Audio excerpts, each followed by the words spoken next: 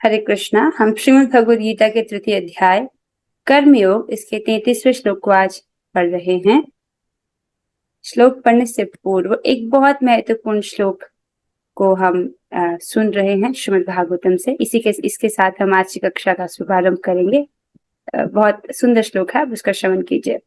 श्रीमद् भागवतम के पहले स्कंद के दूसरे अध्याय के 28वें और 29वें श्लोक में ये वर्णन है। क्या है? वासुदेव परा वेदा, वासुदेव परा मखाः, वासुदेव परा योगा, वासुदेव परा क्रियाः, वासुदेव परम ज्ञानम, वासुदेव परम तपः, वासुदेव परो धर्मो, वासुदेव परा गतिः। प्रमाणिक शास्त्रों में ज्ञान का परम उद्देश्य पूर्ण पुरुषोत्तम परमेश्वर श्री कृष्ण है।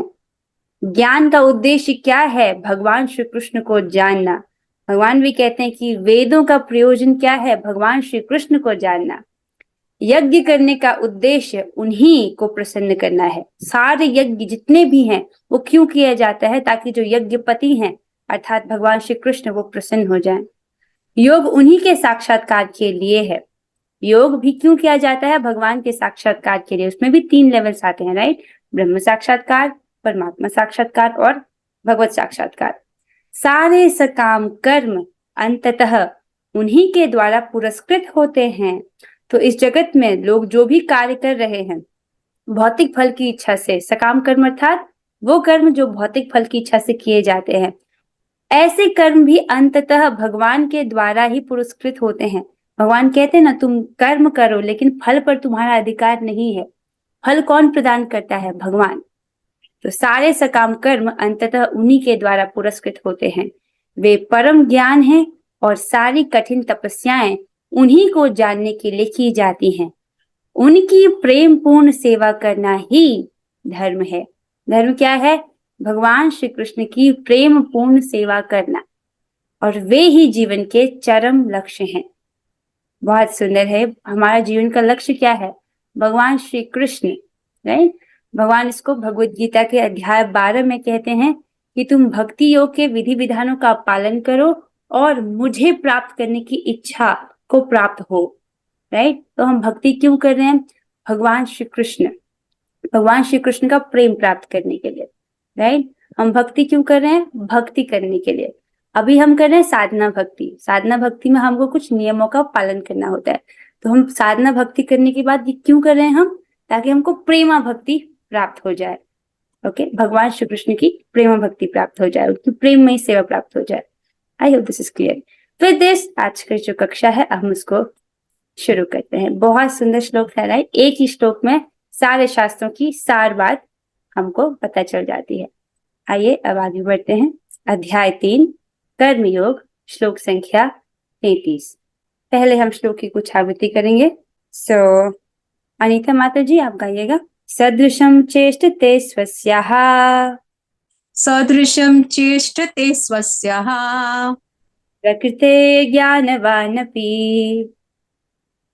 प्रकृतेर्ज्ञानवानपि, प्रकृतिं यान्ति भूतानि, प्रकृतिं यान्ति भूतानि, निग्रह किं करिष्यति। निग्रह किं करिष्यति। बहुत अच्छी माता जी। कनक माता जी आप गाइए। सदृशं चेष्टते स्वस्याः, सदृशं चेष्टते स्वस्याः, प्रकृते ज्ञानवानपि, प्रकृतिर्ज्ञानवानपि, प्रकृतिं यान्ति भूतानि, प्रकृतिं यान्ति भूतानि, निग्रह किं करिष्यति। निग्रह किं करिष्यति। बहुत सुंदर माता जी। अब कौन गाएंगे? प्रीति माता जी आप गाइए। सदृशं चेष्टते स्वस्याः, सदृशं चेष्टते स्वस्याः, प्रकृते ज्ञानवानपि, प्रकृतेर्ज्ञानवानपि, प्रकृतिं यान्ति भूतानि, प्रकृतिं यान्ति भूतानि, निग्रह किं करिष्यति। निग्रह किं करिष्यति। आपने बहुत अच्छा प्रयास किया माता जी, आप और अच्छा गा सकते हो। अगर थोड़ा सा और अभ्यास होगा और खुल के गाओगे तो बहुत सुंदर सुनाई देगा। नाइस, आप सबने बहुत अच्छा गाया। भगवान इस श्लोक में कह रहे हैं, ज्ञानी पुरुष भी अपनी प्रकृति के अनुसार कार्य करता है, क्योंकि सभी प्राणी तीनों गुणों से प्राप्त अपनी प्रकृति का ही अनुसरण करते हैं। भला दमन करने से क्या हो सकता है। वाह, क्या श्लोक है। पहले आप इस श्लोक के लिंक को समझिए कि भगवान ने ये क्यों बोला, फिर हम इसमें वापस आएंगे। पिछले श्लोक में आपने सुना था, एक सेकेंड, 32वें श्लोक में आपने पढ़ा कि भगवान ने कहा, भगवान ने पिछले के पिछले श्लोक में कुछ आदेश दिए, राइट। ये 5 आदेश दिए थे, राइट। उन्होंने कहा था जो इन आदेशों का पालन श्रद्धा पूर्वक और ईर्ष्या रहित होकर करता है वो सकाम कर्मों के बंधनों से मुक्त हो जाता है, बोला। फिर अगले श्लोक में बोला भगवान ने कि किंतु ईर्ष्यावश कोई व्यक्ति इन आदेशों की उपेक्षा करता है, राइट, इनका पालन नहीं करता, इनको नहीं मानता है, तो ऐसे व्यक्ति को भगवान कहते हैं कि समस्त ज्ञान से रहित, दिग्भ्रमित और सिद्धि के प्रयासों में उस व्यक्ति को नष्ट भ्रष्ट समझना चाहिए। इस जगत में भी हम बहुत से लोगों को देखते हैं जो किसी प्रकार का योगाभ्यास कराते हैं, कोई प्रकार की मेडिटेशन करा देते हैं। सो लोगों को एक प्रकार से वो भ्रमित कर रहे हैं। क्यों? वे स्वयं दिग्भ्रमित हैं। वास्तव में हमको क्या करना है? भगवान के आदेशों का पालन करना है। जो भी व्यक्ति इस जगत में अगर वो आध्यात्मिक ज्ञान के नाम पर कोई भी शिक्षा देता है और वो इस चीज से परे कुछ है, तो वो क्या कर रहा है? वो क्या है? वो दिग्भ्रमित है, वो वास्तविक रास्ते को नहीं जानता, वो रास्ते से भटका हुआ है। अगर कोई व्यक्ति अपने सारे कार्य को भगवान कृष्ण को समर्पित नहीं कर रहा है, इसके इतर कुछ कर रहा है, इसके अलावा कुछ कर रहा है, तो भगवान कह रहे हैं उसको समस्त ज्ञान से रहित समझना चाहिए, उसके पास कोई ज्ञान नहीं है, राइट। तो जब हम शास्त्र सुनते हैं तो हमको विवेक प्राप्त होता है, तो समझ आते कि क्या सही है क्या गलत है। वरना हम किसी की भी बात सुन लेते हैं, किसी के भी बहकावे में आ जाते हैं, राइट। और यूट्यूब पर तो बहुत सारे लोग अवेलेबल हैं, किसी का भी सुनने लग जाते हैं, राइट। भगवान अथॉरिटी हैं, भगवान जो बोल रहे हैं वो स्टैंडर्ड है, ओके। अब इस श्लोक में भगवान कह रहे हैं कि किंतु ज्ञानी व्यक्ति भी, जिसको सारा ज्ञान पता है, उसको पता है कि इस हिसाब से मुझे कार्य करना चाहिए, अगर मैं नहीं करूंगा तो दंड प्राप्त होगा, ऐसा व्यक्ति भी ये सब जानने के बाद भी अपनी प्रकृति के अनुसार कार्य करता है, उसका जो स्वभाव है उसके अनुसार कार्य करता है, क्योंकि सभी प्राणी तीनों गुणों से प्राप्त अपनी प्रकृति का ही अनुसरण करते हैं। भला दमन से क्या हो सकता है? भला जबरदस्ती अपनी इंद्रियों को रोकने से क्या हो सकता है? फिर से समझिए इस बात को। तो पिछले श्लोक में हम यहाँ पर पहुंचे थे ना कि जो व्यक्ति भगवान की आज्ञा का पालन नहीं करता, ऐसा व्यक्ति प्रकृति के द्वारा दंडित किया जाता है, राइट। और कैसे दंडित किया जाता है? वो वापस से भवसागर में गिर जाता है, उसको एक और भौतिक योनि स्वीकार करनी पड़ती है, तीनों तापों द्वारा माया देवी उसको सताती है और वो जन्म मृत्यु जरा व्याधि के कष्टों को भोगता है, राइट।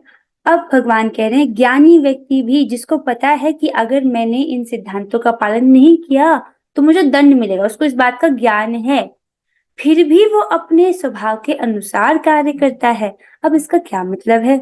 देखिए, बहुत बार लोगों को पता होता है कि क्या करना चाहिए, लेकिन स्वभाववश वो उस चीज को करते हैं। फॉर एग्जाम्पल, एक उदाहरण के लिए, व्यक्ति को पता है कि शराब नहीं पीना चाहिए, शराब पिएंगे तो शरीर खराब होगा, ये पता है उसको, लेकिन वो स्वभाववश उसको पी लेता है। यहाँ तो कोई भी शराब नहीं पीता। चलो दूसरा उदाहरण लेते हैं। व्यक्ति को पता है कि चाय नहीं पीना चाहिए, अरे माता जी आप तो चाय के पीछे पड़ गई है, राइट। वैसे एक उदाहरण ले रही हूँ कि व्यक्ति को पता है कि ये नहीं पीना चाहिए, पर फिर भी वो स्वभाववश पी लेता है चाय। अरे ये तो भगवान को अर्पित नहीं हो सकता, राइट। तो भगवान कह रहे ज्ञानी व्यक्ति वो जानता है कि ऐसे नहीं करना है, लेकिन स्वभाववश अपने प्रकृति के द्वारा जो अर्जित गुण है उनके अनुसार वो कार्य करता है, राइट। तो फिर ऐसे दमन से, जबरदस्ती इंद्रियों को रोकने से क्या लाभ? समझ आया? लेकिन आप कमिंग टू द श्लोक अर्जुन। अब पढ़ते हैं भगवान ने इस श्लोक के अनुवाद में क्या बोला था, तो आपको वो और स्पष्ट होगा। तो भगवान ने कहा था, ज्ञानी पुरुष भी अपनी प्रकृति के अनुसार कार्य करता है, क्योंकि सभी प्राणी तीनों गुणों से प्राप्त अपनी प्रकृति का ही अनुसरण करते हैं। भला दमन से, जबरदस्ती इंद्रियों को रोकने से क्या हो सकता है, राइट। अब ये बहुत बहुत अच्छा श्लोक है और बहुत गहरा श्लोक है, ठीक है।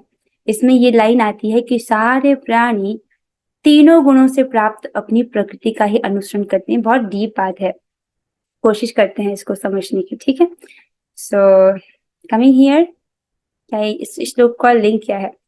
देखो, अभी तक तो भगवान ने संकीर्तन यज्ञ के विषय में हमने पढ़ा था तात्पर्य में, और भगवान ने इस नियम के बारे में बोला था प्रसाद खाने के नियम में। तो यहाँ तक तो सबको समझ आ ही रहा होगा। इस श्लोक में भगवान बोल रहे हैं प्रकृति के गुण, राइट। तो प्रकृति के गुण अर्थात सतोगुण, रजोगुण और तमोगुण, राइट। और गुण का अर्थ होता है रस्सी, यू नो, रस्सी। तो रस्सी से किसी को बांधा जाता है, उसी प्रकार जो प्रकृति है हमको वो 3 रस्सियों से बांधे हुई है। और जैसे जैसे कठपुतली होता है ना, कठपुतली, उसको कंट्रोल किया जाता है रस्सियों से, उसी प्रकार से जो प्रकृति है वो इन 3 रस्सियों के द्वारा हम सभी को कंट्रोल करती है, सतोगुण, रजोगुण और तमोगुण, ठीक है। अब व्यक्ति का एक स्वभाव बन जाता है विशेष विशेष प्रकार का। अब इसको भी समझिए आप। देखो, हम अपने कार्यों के द्वारा, जो भी एक्शंस हम करते हैं, हम अपने कार्यों के द्वारा प्रकृति के गुण के संपर्क में आते हैं, ठीक है। व्यक्ति अपने एक्शंस के द्वारा कोई गुण अर्जित करता है। किसी समय पर सतोगुणी कार्य व्यक्ति कर रहा है तो उसका सतोगुण बढ़ता है, तमोगुणी कार्य व्यक्ति कर रहा है तो उसका तमोगुण बढ़ता है, रजोगुणी कार्य व्यक्ति अगर कर रहा है तो उसका रजोगुण बढ़ता है, ठीक है। इसमें भोजन और समय का भी बहुत महत्व है, राइट। जो सुबह का समय है वो सतोगुणी समय होता है, दिन का समय रजोगुणी और रात्रि का तमोगुणी, राइट। और भोजन के विषय में भी आता है सात्विक आहार, रजोगुणी आहार और तमोगुणी आहार। तो अपने कार्यों के द्वारा हम प्रकृति का कोई ना कोई गुण जो है वो अर्जित कर रहे हैं, ठीक है। और ये सारे गुण हमारे चित्त में स्टोर हो रहे हैं, सूक्ष्म शरीर में स्टोर हो रहे हैं, उनके अनुसार हमारा एक स्वभाव बन रहा है। अब जिस व्यक्ति ने जीवन भर तमोगुण अर्जित किया है, राइट, तमोगुण मतलब जो हमको अज्ञान, आलस, मूर्खता से बांध देता है, वो जीवन भर उसने तमोगुण का अनुशीलन किया था, तो बहुत लेट सोया है, सुबह बहुत लेट से उठा है, बासी भोजन खाया है उसने, राइट, और तमोगुण में ही जिया है, आलस, अंधकार ऐसे में जिया है, तो क्या होगा, उसके चित्त में तमोगुण ही व्याप्त होगा, राइट। उसके लिए बहुत मुश्किल होगा इस प्रकार से भगवत गीता को सुन पाना, बैठ पाना यहाँ पर, ओके। तो ये इन गुणों के कारण हमारा एक विशेष प्रकार का स्वभाव बन जाता है। जिसने सतोगुण का अनुशीलन किया है अपने जीवन में, उसके लिए बहुत आसान है कि मैं कक्षा में बैठकर आराम से सुन लूं। लेकिन जो रजोगुणी, जिनके चित्त में बहुत सारा रजोगुण है, उनके लिए कक्षा में इस प्रकार से बैठकर गीता सुनना बड़ा मुश्किल है। उनके मन में आएगा कि नहीं, वो आइडिया बहुत अच्छा था बिजनेस का, चलो उस पर काम करते हैं, चलो वो वाला काम करते हैं, उस व्यक्ति से बात करते हैं, उधर घूमने चलते हैं। उनके मन में इस प्रकार के, उनका जो चित्त है वो चित्त के अनुसार कार्य करते हैं। तो भगवान कह रहे, ज्ञानी व्यक्ति भी जो जानता है कि अगर मैंने ये कर्म किया मुझे इसका दंड मिलेगा, फिर भी वो उसको कर लेता है उसके स्वभाव के अनुसार, तो फिर जबरदस्ती इंद्रियों को कंट्रोल करने का क्या लाभ। अब ये सारा डिस्कशन अर्जुन के उस प्रश्न पर जा रहा है। आगे चलकर अर्जुन ये प्रश्न पूछेंगे, भगवान, व्यक्ति जानबूझ करके क्यों पाप करता है?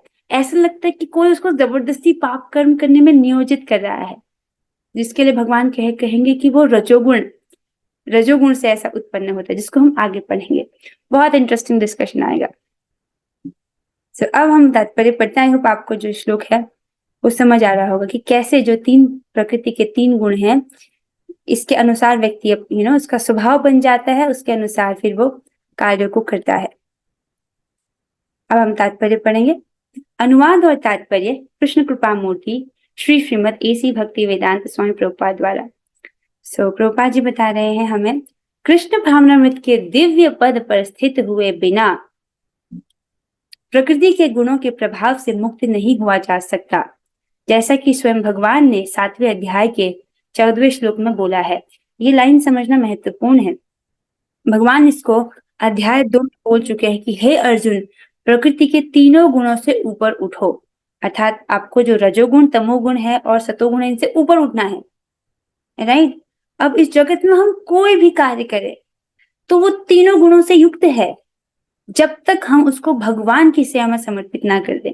तो इस जगत में लोग कितना भी आध्यात्म के नाम पर कोई भी योग साधना क्यों ना कर रहे हो, अगर वो अपने कार्यों को भगवान से नहीं जोड़ रहे हैं, भगवान को नहीं समर्पित कर रहे हैं, तो वो समस्त ज्ञान से रहित हैं, दिग्भ्रमित हैं और उनको सिद्धि के प्रयासों में नष्ट भ्रष्ट समझना चाहिए, राइट। आपको गीता को स्टैंडर्ड मान के चलिए, ताकि इस प्रकार के जो लोग हैं उनसे आप स्वयं को बचा सके, अपने आप को आप बचा सके ऐसे लोगों से। सो क्या किए बिना हम प्रकृति के गुणों के प्रभाव से मुक्त नहीं हो सकते? कृष्ण भावनामृत के दिव्य पद पर स्थित हुए बिना, राइट। जिसके लिए हमको कृष्ण भावनामृत के पूर्ण ज्ञान से युक्त होना पड़ेगा।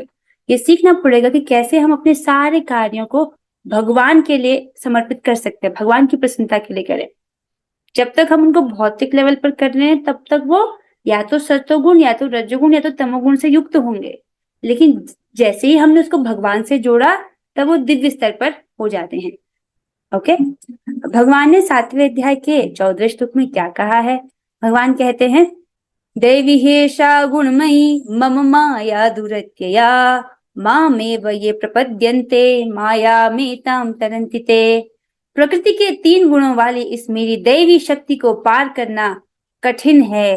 कैसा है? दुरत्यया, अत्यंत मुश्किल है, राइट। किंतु जो मेरे शरणागत हो जाते हैं वे सरलता से इसे पार कर जाते हैं। तो हमको क्या करना है? हमको माया से लड़ाई नहीं करनी है, हमको भगवान श्री कृष्ण की शरण में जाना है, राइट। फॉर एग्जाम्पल, एक व्यक्ति है जिसके घर में एक बहुत खतरनाक कुत्ता है, ठीक है। जैसे एक उदाहरण के तौर पर आप उस व्यक्ति के घर जा रहे हैं और जैसे आप उस व्यक्ति के घर के पास गए तो कुत्ता भौंकने लग गया और उस पर कोई पट्टा भी नहीं है और बहुत भयानक उसकी बड़ी बड़ी दाढ़ें हैं, वो आपको काटने के लिए आ रहा है। आप क्या करोगे? आप उस कुत्ते से लड़ोगे? आप उस मालिक को बोलोगे कि मुझे बचाओ, राइट। वो मालिक अपनी एक सीटी की आवाज से उस कुत्ते को बोलेगा, टॉमी शांत, और वो कुत्ता वहीं पे शांत हो जाएगा। ये एक दृष्टांत है। इस दृष्टांत से आप समझिए कि माया शक्ति बहुत शक्तिशाली है, राइट। लेकिन वो भगवान की सेविका है, वो भगवान ने उनको ये सेवा दी है, वो भी भगवान की भक्त हैं, राइट। परम वैष्णवी है दुर्गा देवी जी, उनको ये सेवा प्राप्त है। वो भगवान की सेविका है और भगवान के नियंत्रण में है।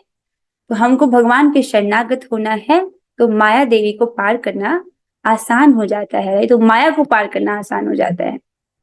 और भगवान के शरणागत होने का क्या अर्थ है? इसका अर्थ है भगवान की आज्ञा का पालन करना। जिस प्रकार एक छोटा बच्चा अपने माता पिता के शरण में है, राइट, अर्थात वो अपने माता पिता की बात को मान रहा है, उनकी आज्ञा के अनुसार कार्य करता है। ओके, आगे चलते हैं। अतः सांसारिक धरातल पर बड़े से बड़े शिक्षित व्यक्ति के लिए केवल सैद्धांतिक ज्ञान से आत्मा को शरीर से पृथक करके माया के बंधन से निकल पाना असंभव है। महत्वपूर्ण बात है। केवल हम अगर सिद्धांत में जान लेंगे कि हम ये शरीर नहीं है, हम आत्मा है, क्या इनफ है? नहीं, राइट। जब तक व्यक्ति को ये संघ नहीं मिलेगा, भक्तों का एसोसिएशन नहीं मिलेगा, ऐसे लोग नहीं मिलेंगे जो इस चीज को कर रहे हैं, अपने जीवन में उतार रहे हैं, तब तक ये मुश्किल है। अगर हम मटेरियल प्लेटफॉर्म पर आते हैं, सांसारिक धरातल पर, चाहे वो बड़े से बड़ा शिक्षित व्यक्ति क्यों ना हो, उसने एमए, उसने पीएचडी किया हो, कोई भी डिग्री की हो, किसी भी कॉलेज से क्यों ना किया हो, राइट, उसने केवल अगर फिलॉसफी पढ़ ली है कि मैं शरीर नहीं हूं, मैं आत्मा हूं, ये पर्याप्त नहीं है। केवल इतना समझने से हम माया के चंगुल से बाहर नहीं निकल सकते। जो प्रकृति के 3 गुण बोले ना भगवान ने, इससे मुक्त नहीं हो सकते हैं। जब तक व्यक्ति पूर्ण रूप से कृष्ण भावना भावित होना नहीं सीख लेता, कृष्ण भावना में प्रशिक्षित नहीं होता, तब तक असंभव है कि वो माया के चंगुल से निकल सके। ओके, लोग क्या सोचते हैं, ये इतना कर्म का रहस्य इतना गूढ़ है, लोग इसको समझ ही नहीं पाते हैं। आगे चल के भगवान इसको बोलेंगे, जो कर्म में अकर्म को समझ ले, अकर्म में कर्म को समझ ले, वो कर्म को ठीक ठीक समझता है। आगे भगवान इसको बताएंगे, आने वाला है वो डिस्कशन। कुछ लोग ऐसा करते हैं, वो लोग सोचते हैं कि सब कुछ माया है और बहुत कम खाते हैं, बहुत कम खाते हैं। अरे तुम चाहे बहुत कम खाओ, बॉइल खाओ, कैसा भी खाओ, अगर तुम एक आलू भी खा रहे हो जो भगवान को अर्पित नहीं है तो भी कर्म बंधन लगेगा। तो इतना सूक्ष्म है। तो भगवान तो कह रहे हैं कि जो खाना खाओ लेकिन भगवान को अर्पित करके खाओ। ध्यान रखना पड़ेगा, राइट। जो खाना खाओ में वो शाकाहारी भोजन होता है जो भगवान को अर्पित किया जा सके। ऐसे अनेक तथाकथित आध्यात्मवादी हैं जो अपने को विज्ञान में बड़ा चढ़ा मानते हैं, किंतु भीतर भीतर वे पूर्णतया प्रकृति के गुणों के अधीन रहते हैं। वाह, इस लाइन को समझ जिन्हें जीत पाना कठिन है। इस जगत में बहुत सारे छद्म योगी घूम रहे हैं, ढोंगी, जो हमको आध्यात्म के नाम पे कोई सस्ती सी चीज पकड़ा दे। अगर हमको आध्यात्म प्रगति करनी है तो तपस्या तो है ही, नियमों का पालन तो करना ही है। जब आप असली सोना खरीदने जाते हो तो महंगा आता है, राइट। हर पीली चमकने वाली चीज सोना नहीं होती है। उसी प्रकार से अगर हमको स्पिरिचुअलिटी के पथ पर आगे बढ़ना है तो उसके लिए कुछ नियम है जिसका ईमानदारी से प्राप्त करना है। हम उसको धन से नहीं कर सकते, राइट। पैसे से हम उसको प्राप्त नहीं कर सकते हैं, इंद्रिय संयम करना ही होगा। लेकिन कुछ छद्म योगी होते हैं जो कहते कि नहीं, हम आपको 20 मिनट में एक मेडिटेशन सिखाएंगे, इससे हो जाएगा। नहीं, कुछ नहीं, दैट्स ऑल बोगस। सो ऐसे अनेक तथाकथित आध्यात्मवादी हैं जो अपने आप को विज्ञान में बड़ा चढ़ा मानते हैं, किंतु भीतर भीतर वे पूर्णतया प्रकृति के गुणों के अधीन रहते हैं। बहुत महत्वपूर्ण बात है, जिसको क्लिक करिए कितना अच्छा है। सो जब तक कोई व्यक्ति भगवान की शरणागत नहीं होता, भगवान की सेवा नहीं कर रहा है, तब तक उसकी जो विषय वासना है वो नष्ट नहीं होती है। अब चाहे बाहर से वो कैसा भी ढोंग रच ले, राइट, क्योंकि ये जो भक्ति का संस्कार है वो नष्ट नहीं होता है, राइट। और जो विषय वासना है वो बेसिकली, जो विषय वासना होती है चित्त में, जब तक व्यक्ति भक्ति नहीं करता, दिव्य वस्तुओं का सेवन नहीं करता, भगवान की सेवा में नियुक्त नहीं होता, तब तक ये जो विषय वासना है इनसे हटना असंभव है। तो कुछ छद्म योगी अगर वो भगवान की सेवा में नियुक्त नहीं है पर फिर भी योगी बनने का ढोंग कर रहे हैं, तो वो क्या क्या कह रहे प्रभुपाद जी, भीतर भीतर वे पूर्णतया प्रकृति के गुणों के अधीन रहते हैं। ठीक है, उनके अंदर भी रजोगुण, तमोगुण, सतोगुण सब है, सारी विषय वासना है, बस बाहर से दिखावा कर रहे हैं। ज्ञान की दृष्टि से कोई कितना ही विद्वान क्यों ना हो, किंतु भौतिक प्रकृति की दीर्घकालीन संगति के कारण वह बंधन में रहता है। ठीक है, सो प्रभुपाद जी कितना सटीक बोलते हैं, like perfectly, every line is so wow. यहाँ पे बहुत अच्छी बात बोल रहे हैं। देखो, ज्ञान की दृष्टि से कोई कितना ही विद्वान क्यों ना हो, किंतु क्योंकि वो बहुत लंबे समय से प्रकृति के गुणों के संपर्क में है, राइट, इसलिए वो बंधन में रहता है। तो केवल सिद्धांत जानना पर्याप्त नहीं है, हमको क्या चाहिए, भक्तों का संग, जिसमें हम इसको अपने जीवन में उतार सके। अगर आपने अकेले इसको पढ़ा होता कि हाँ ठीक है, भगवान के भक्त भगवान को भोजन अर्पित करके ही खाते हैं, तो शायद आप उसको पढ़कर निकल जाते। लेकिन क्योंकि यहाँ पर भक्तों का संग है जो उसको कर रहा है, तो आप देखते हो कि अरे ये माता जी भी कर रहे हैं, ये प्रभु जी भी कर रहे हैं, तो मैं क्यों ना करूं। आप सबको देखते हो, इतने सारे लोगों ने किया, ये सब लोग भगवान को भोग अर्पित करे, तो मैं क्यों ना करूं, राइट। तो इस प्रकार से एक दूसरे को देख करके ये जो सिद्धांत हम पढ़ रहे हैं उसको हम अपने जीवन में उतार सकते हैं। केवल सैद्धांतिक लेवल पर उनको जानना पर्याप्त नहीं है। Okay, I hope this is getting clear. Krishna भावनामृत उसे भौतिक बंधन से छूटने में सहायक होता है, भले ही कोई अपने नियत कर्मों के करने में संलग्न क्यों न रहे। अतः पूर्णतया कृष्ण भावना भावित हुए बिना नियत कर्मों का परित्याग नहीं करना चाहिए। कोई व्यक्ति ये सोचे कि इन सब चीजों का अर्थ ये है कि मुझे अपने कर्तव्यों को छोड़ करके योगी बन जाना चाहिए, तो वो बहुत गलत अंडरस्टैंडिंग है। किसी को भी सहसा अपने नियत कर्म त्याग कर तथाकथित योगी या कृत्रिम आध्यात्मवादी नहीं बन जाना चाहिए। इसको हमने इस अध्याय की शुरुआत में समझा था, राइट। जिनका छूट गया हो, प्रभुपाद जी इसको रिपीट कर रहे हैं। किसी को भी अपने नियत कर्म छोड़ करके योगी या आर्टिफिशियल तरीके से आध्यात्मवादी नहीं बनना है। कोई शुरुआत में जब कोई व्यक्ति भगवत गीता पढ़ता है तो यही सोचता है कि इसका मतलब तो वैरागी बन जाओ, ऐसा है। ऐसा नहीं है, शुरुआत में ऐसा करने की अनुमति नहीं है। अच्छा तो यह होगा कि यथास्थिति में रहकर श्रेष्ठ प्रशिक्षण के अंतर्गत कृष्ण भावनामृत प्राप्त करने का प्रयत्न किया जाए। इस प्रकार कृष्ण की माया के बंधन से मुक्त हुआ जा सकता है। तो किस प्रकार हम कृष्ण की माया के बंधन से मुक्त हो सकते हैं? हमको कृष्ण भावनामृत में प्रशिक्षित होना होगा। यस, भक्तों के संग में आकर के कृष्ण भावनामृत में प्रशिक्षित होना होगा, राइट। और इस प्रकार से हम कृष्ण की माया के बंधन से मुक्त हो सकते हैं। और जिस स्थिति में हम हैं, हम जहां पर भी हैं, जो भी हमारे कर्तव्य हैं, उनको त्यागने को नहीं बोला जा रहा है। वहीं से आपको श्रवण कीर्तन स्मरण ये प्रारंभ करना, जो नवदा भक्ति के 9 अंग बताए गए हैं उनका पालन करना। उसमें भी श्रवण कीर्तन प्रमुख है। भक्तों के संग में आकर के इन दिव्य ग्रंथों का श्रवण कीजिए, राइट। और कीर्तन अर्थात भगवान के पवित्र नामों का जप या कीर्तन करना। नाउ कमिंग हियर, ओके, सो एक भक्त कह रहे हैं प्लीज रिपीट। देखो, हम कृष्ण की माया के बंधन से कब मुक्त हो सकते हैं? जब हम कृष्ण भावनामृत के ज्ञान में प्रशिक्षित होंगे। यू विल बी ट्रेन्ड, आप ट्रेंड होंगे कृष्ण भावनामृत में कि किस प्रकार हम सारे कार्यों को भगवान की प्रसन्नता हेतु किस प्रकार हम कर सकते हैं। आपको ट्रेन होना पड़ेगा, राइट। हर कर्म को हम भगवान की प्रसन्नता के लिए कैसे कर सकते हैं, ओके। और किसी को भी ये नहीं बोला जा रहा कि हम अपने कर्तव्य को त्याग दें, राइट। और कर्तव्य त्याग कर योगी बनने को किसी को भी नहीं बोला जा रहा। अभी घर बार त्यागने को किसी को नहीं बोला जा रहा। ये बोला जा रहा है आप जहां पर भी हो, जिस भी अवस्था में हो, चाहे गृहस्थ आश्रम में हो, ब्रह्मचर्य आश्रम में हो, आप वहीं पर रहकर श्रवण कीर्तन के द्वारा भगवान की सेवा कीजिए। जो नवदा भक्ति के 9 अंग बताए हैं उनका पालन कीजिए। उसमें 2 प्रमुख होते हैं, श्रवण कीर्तन, भक्तों के संग में आकर के इन दिव्य ग्रंथों का श्रवण करना, इनको पढ़ना। और दूसरा प्रमुख बताया गया जप करना, हरे कृष्ण महामंत्र का जप करना। अब इसमें भी आइए, देखो, बहुत हम सभी जानते हैं कि जप करना बहुत बहुत महत्वपूर्ण है। आपकी आध्यात्मिक प्रगति में 99% चीजें तो जप, आप कितनी गंभीरता से जप करते हो इस पर डिपेंड करता है। अब ये नहीं कहा जाए, इसका मतलब ये नहीं है कि श्रवण का महत्व नहीं है। ये दोनों चीजें पैरेलली चलती है। जैसे एक ट्रेन है ना पटरी पर, तो उसमें एक तरफ श्रवण एक तरफ कीर्तन, दोनों चीजें साथ साथ में चलती है। तो श्रवण भी करना है और जप भी करना है, दोनों महत्वपूर्ण है। तो ये तो हम सब जानते हैं कि जप महत्वपूर्ण है, लेकिन जो जप जिम वाले भक्त है ना, वो उसको अच्छे से कर पाते हैं।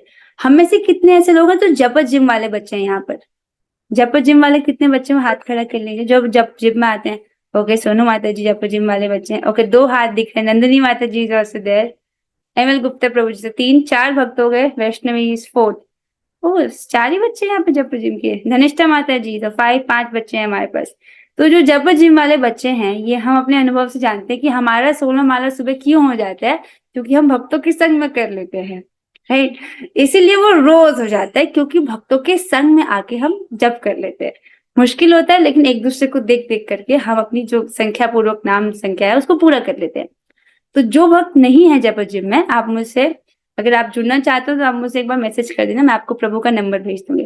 प्रभु जी ने, श्रीमान शुभकृष्ण दास प्रभु जी ने बहुत सुंदर सुविधा हम सबको प्रदान की है जप जिम की, कि हम सुबह आकर के सारे भक्तों के संग में ऑनलाइन जिम में जप कर सकते हैं।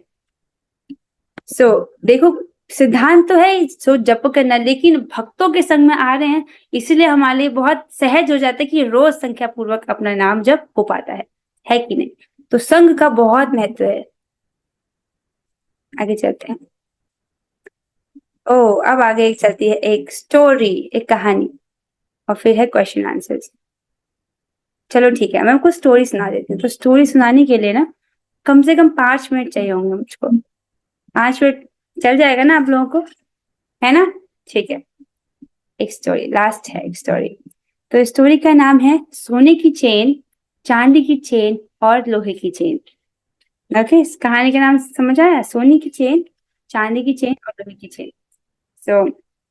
एक बार क्या होता है, एक राजकुमार, एक मंत्री का पुत्र और एक कोषाध्यक्ष का पुत्र, राइट, ये सभी आपस में घनिष्ठ मित्र होते हैं। तो एक राजकुमार, एक मंत्री का पुत्र और एक कोषाध्यक्ष का पुत्र, तीनों क्या हैं? ये तीनों मित्र हैं। और एक समय की बात है कि वे तीनों सुदूर भूखंड की लंबी यात्रा पर निकल पड़े।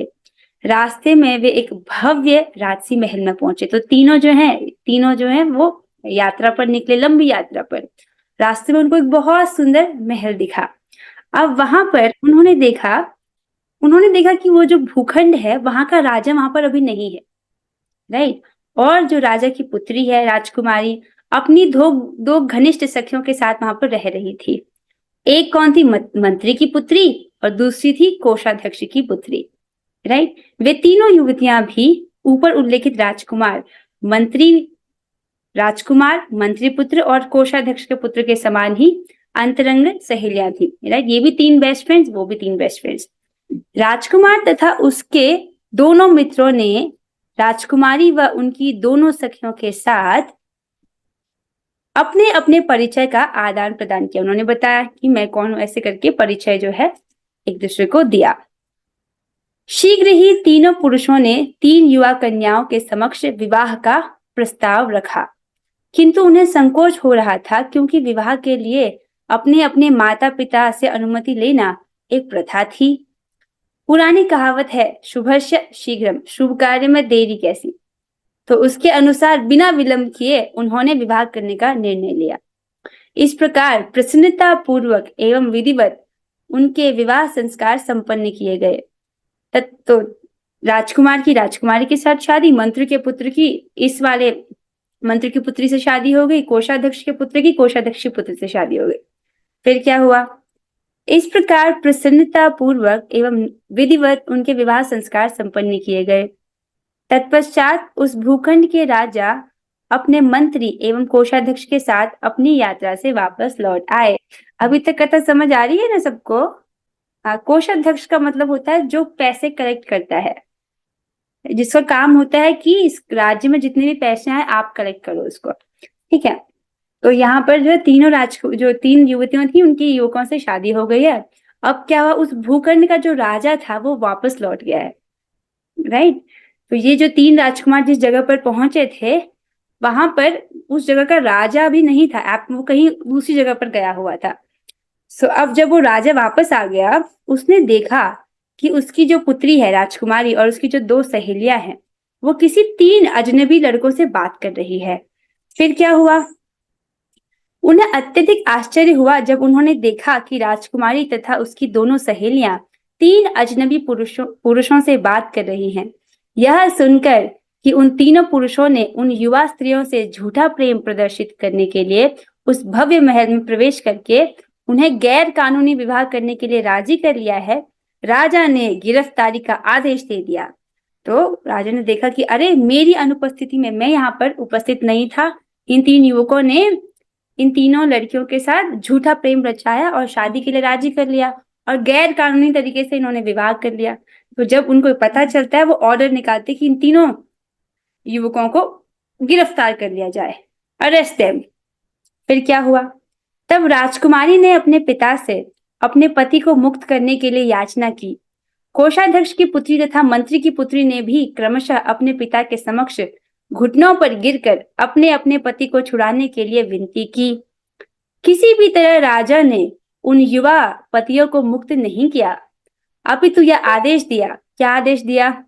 कि युवा राजकुमार को सोने की जंजीर से बांधकर, मंत्री के युवा पुत्र को चांदी की बेड़ियों से बांधकर और कोषाध्यक्ष के पुत्र को लोहे की बेड़ियों में जकड़कर उन तीनों की सामाजिक स्थिति के अनुसार उनका उचित आदर सत्कार किया जाए। तो कथा समझ आई? अब इसका तात्पर्य समझिए।